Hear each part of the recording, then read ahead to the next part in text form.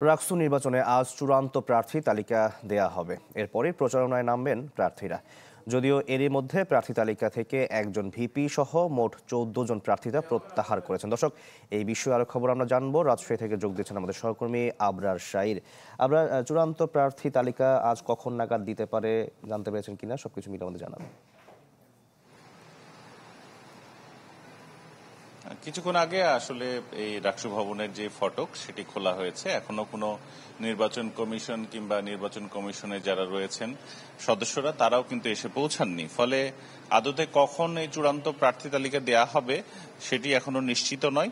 তবে গতকাল নির্বাচন কমিশনারের বক্তব্য অনুযায়ী আজকে দুপুরের আগে নয়, অবশ্যই দুপুরের পরে এই চূড়ান্ত প্রার্থী তালিকা দেয়া হবে এবং বিকেল 3টাতে সিনেট ভবনে লটারির মাধ্যমে প্রতিটি প্রার্থীর পদের বিপরীতে যে ব্যালট নম্বর সেটি দেয়া হবে বলে জানিয়েছে কমিশন। এরপর পরে মূলত শুরু হবে যে মূল প্রচারণা সেটি।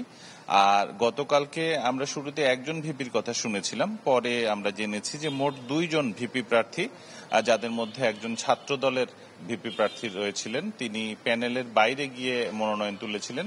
গতকাল তিনি তার প্রার্থীতে প্রত্যাহার করেছেন। তাহলে বলা যায় যে মোট 2 জন ভিপি তাদের প্রার্থীতে প্রত্যাহার করেছে। এর সাথে সাথে মোট 14 জন তাদের প্রার্থীতে প্রত্যাহার করেছে। ফলে এখন পর্যন্ত রাকসুতে প্রার্থী রইল 249 জন এবং সিনেট ছাত্র প্রতিনিধি হিসেবে রইল 57 জন।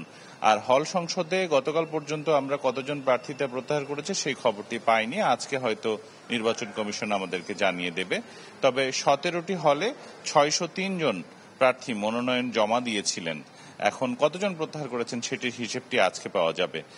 রাকসুতে এখন পর্যন্ত ভিপি পদে লড়ছেন 18 জন, জিএস পদে 14 জন, এজিএস পদে 16 জন এবং ভোট অনুষ্ঠিত হবার কথা রয়েছে 25 সেপ্টেম্বর। সেদিন সকাল থেকে বিকেল 4টা পর্যন্ত, সকাল 9টা থেকে 4টা পর্যন্ত ভোট অনুষ্ঠিত হবার কথা রয়েছে। কমিশন বলছে যে রাজশাহী বিশ্ববিদ্যালয়ে যে 8টি একাডেমিক ভবন আছে বিজ্ঞান এবং কলা অনুষদ মিলিয়ে, সে 8টি একাডেমিক ভবন এবং সিনেট ভবন, তাহলে মোট 9টি কেন্দ্রে এখানে বিপুল পরিমাণ বুথের মাধ্যমে তারা এই ভোটটি নেবে এবং এখন পর্যন্ত তারা এই সিদ্ধান্তে রয়েছে যে ওএমআর শিটের মাধ্যমে ভোটটি নেওয়া হবে এবং সেটি মেশিন দ্বারা তারা এখানে গণনা করবেন বলে জানিয়েছেন। যদিও কিছু কিছু ছাত্র সংগঠন ম্যানুয়াল পদ্ধতিতে হাতে ভোট গণনার পক্ষে। এখন দেখা যাক কি হয়। আজকে মূলত বিকেলেই শুরু হবে এই চূড়ান্ত প্রার্থী তালিকা ঘোষণার পরে প্রচারণা। সানশাইন আটা ময়দা সুজি, ভালোবাসায় তৈরি।